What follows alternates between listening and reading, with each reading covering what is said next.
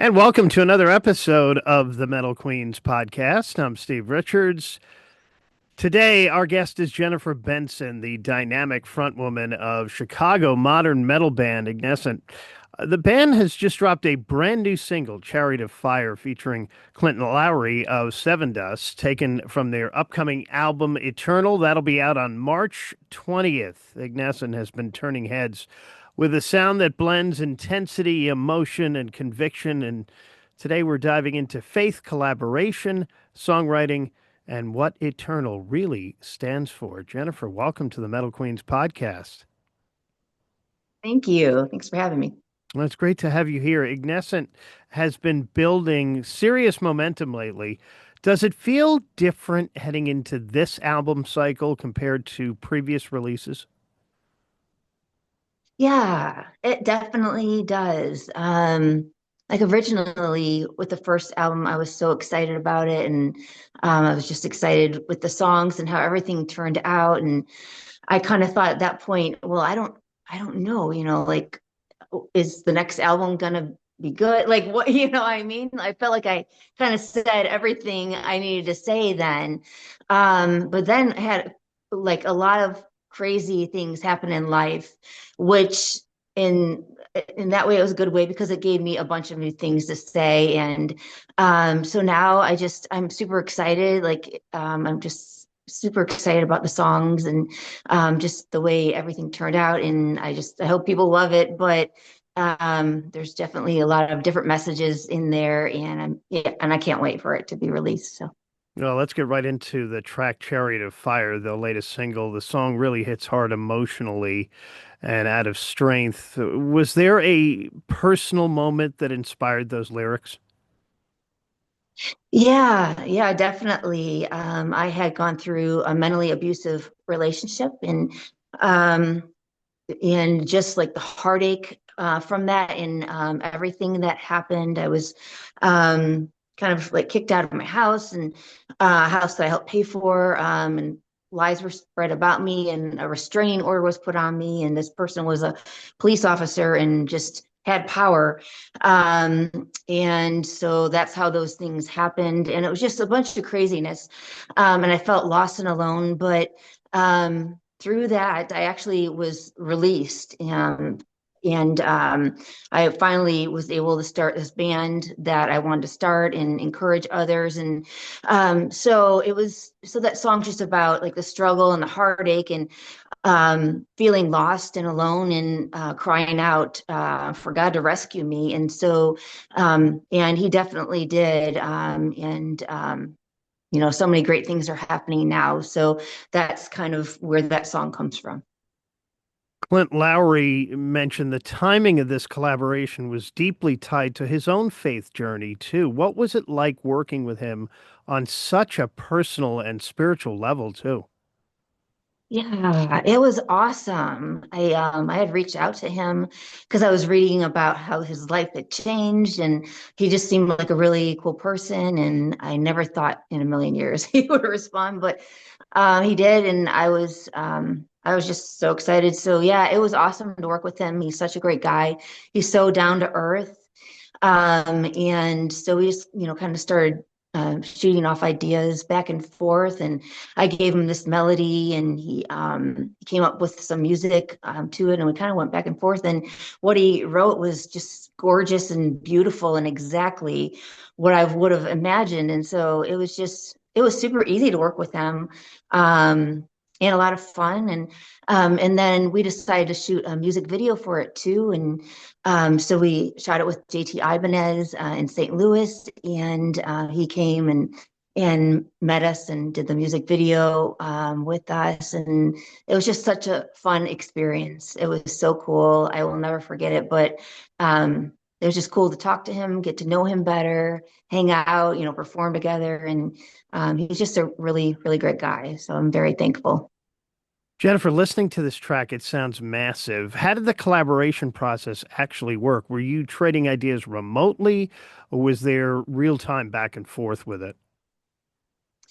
Yeah, a lot of it because of his touring schedule and just busyness was sending back and forth ideas on email. So I had, at first I just had this chorus and melody and lyrics, and I sent that to him, and then he sent me like a little bit of music. He's like, "What about this idea?" And so he sent it to me, and I listened to it, and that inspired like a verse, and just kind of more of the song. So I sent him back what I wrote as far as like a verse, and then the full chorus and bridge and everything, and and then he sat with it, for a little bit, and then sent me back what he had. And it just kind of, went back and forth like that on email, and we talked over the phone a few times too. But it just went really smoothly, and it was an awesome experience. And yeah, and it came out exactly how I would have imagined. So it was really cool. You work with Jeremy Valentine and Brandon Wolfe on the album Eternal. What did they bring out of you vocally or creatively that surprised you? Yeah, they're awesome. Like I've co-written with them, and also, they've produced the album, and they're just, I don't know, they just have amazing ideas. And so, sometimes, like Joker was co-written with them, and some of the ideas they had for that was just like really cool. Just to put a spin on gossip and how people can hurt you, but Hmm. in a way that it's kind of different and fun, and so they really have helped me be more creative, and have a little bit more edge, I guess, into what I do. And then, sometimes I'll send them like maybe a melody, and they'll be like, well, let's change this. Maybe this would work better. And so they're really quick though. So they've also kind of helped me to kind of like speed things up. Like they're super quick and but so talented. They have so much experience. So yeah, I've learned a lot from them, definitely. The band is called Eternal, a battle cry for faith or hope for forever. What does eternal personally mean to you? Eternal to me, my favorite book, it says God has written eternity in our hearts. And so um, it's basically about that verse, um, and also just I want to inspire people that, no matter how dark maybe the time they're going through, no matter whether it's like a sickness or some kind of, you know, hard relationship or whatever it may be. I just want them to know that I've been there. There is a brighter side. It will turn around. And I just want them to know also that God sees them. I've been through a lot of crazy, crazy things um, in my life. And there's been times where I felt like there was no way out. Like, that was it. And nothing was going to get better. And I was just stuck in this like dark depression and, having all these anxious thoughts and anxiety. And I've seen those things just one day just turn around. And so I just want to give people hope. There's things are going to get better. God sees you. He loves you. He's created us. He's created us for eternity, and there is hope. And so I just want to make sure people know that there's so many people that are suffering or they're considering suicide, and I just want them to know don't give up. And so that's kind of, I know it's a lot, but it's kind of all encapsulated in that word eternal. Jennifer, is there a track on this album that scared you a little to release? One maybe that feels a little extra vulnerable? Well, that's a good question. Um, hmm. Well, I guess a little bit Chariot of Fire because Mm. what it's about. Though I was excited too, of course, because Clint, we had co-wrote it together and everything. But yeah, I would definitely say that is one of the most vulnerable songs on the album. So yeah, I definitely say that one a little bit.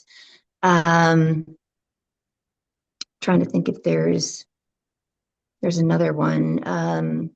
There's another one called Scream too. That's, I mean, it has a lot of edge to it. So that one as well. Have fans ever shared stories with you about how your music helped them through dark moments? Yeah, yeah, they have definitely, and that is awesome to hear. Yeah.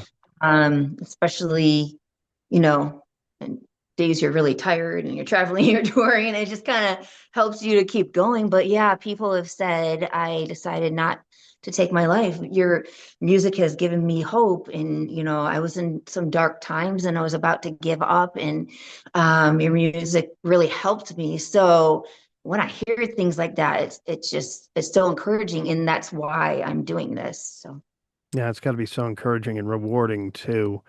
very. When you perform, maybe a difficult song or a song that you guys put a lot of work into, you put a lot of work into all your songs, but when you perform for the first time, do you think about the hard work that went into it? Um, I don't really think about that. I just kind of enjoy the moment.